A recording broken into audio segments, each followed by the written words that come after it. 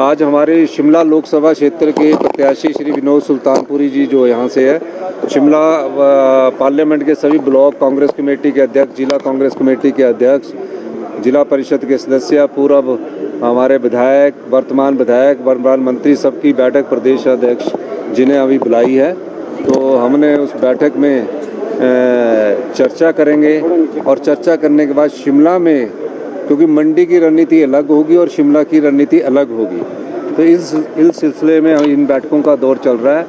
हमारा ये मानना है कि 15 माह में हमारी सरकार ने आम जनता से जुड़े हुए लोगों के लिए कार्य किए, चाहे वो ओपीएस की बात है, और सबसे बड़ा कार्य जो हमने किया, जो महिलाओं के सम्मान में हमने प्यारी बहना योजना की शुरुआत 1 मई 2024 से स्पीति से की थी, फिर 25 फरवरी 2024 से लाहौल में की थी, फिर पूरे हिमाचल प्रदेश में की। उसमें चुनाव आयोग ने जो हमें फॉर्म भरने की अनुमति दी, हम चुनाव आयोग का भी धन्यवाद करना चाहते हैं। और जो भारतीय जनता पार्टी पहले ओपीएस को रुकवाने की कोशिश की, राजस्थान में इनकी सरकार जैसे ही बनी, हमने पहली कैबिनेट में ओपीएस दिया, इन्होंने पहली कैबिनेट में राजस्थान की सरकार ने ओपीएस वापस लेने की नोटिफिकेशन की है। हमने 1500 रुपया अपनी प्यारी बहनों को देने की बात की है। हमने कोई 15 लाख रुपया देने की बात नहीं की थी कि सबके खाते में 15 लाख रुपया जाएंगे।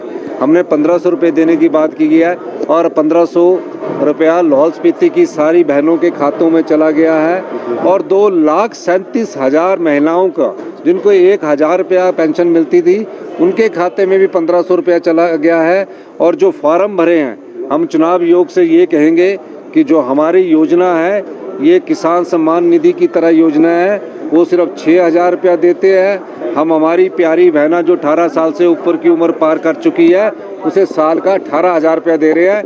ये ऑन गोइंग स्कीम है, इस पर किसी प्रकार की रोक भारतीय जनता पार्टी के कारण नहीं लगनी चाहिए। और भारतीय जनता पार्टी रुकवाने का काम करती है, चाहे वो ओल्ड पेंशन स्कीम है उसको रुकवाने का काम किया, चाहे 1500 रुपया उसको रुकवाने का काम किया, चाहे आपदा में हमें जो स्पेशल रिलीफ पैकेज मिलना था, उसमें तीनों सांसद जो चुनकर गए हुए थे, उसमें हमारे सुरेश कश्यप भी चुनकर गए थे। हम उनसे ये भी पूछना चाहते, जो तीनों सांसद चुनकर गए थे, कि स्पेशल रिलीफ पैकेज को रुकवाने का काम अगर किसी ने किया तो इन भारतीय जनता पार्टी ने किया। क्योंकि जयराम ठाकुर जी ने जब प्रस्ताव लाया आपदा पर चर्चा का, और हमने बोला आपदा के प्रस्ताव के समर्थन में आप लोग खड़े होइए, तो वो खड़े नहीं हुए, पूरा विधायक दल बैठा रहा।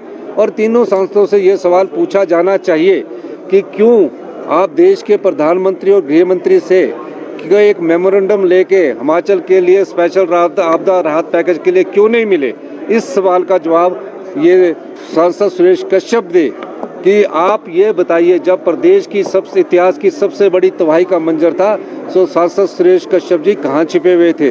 भारतीय जनता पार्टी के जो विधायक दल के नेता वो कहाँ छुपे हुए थे?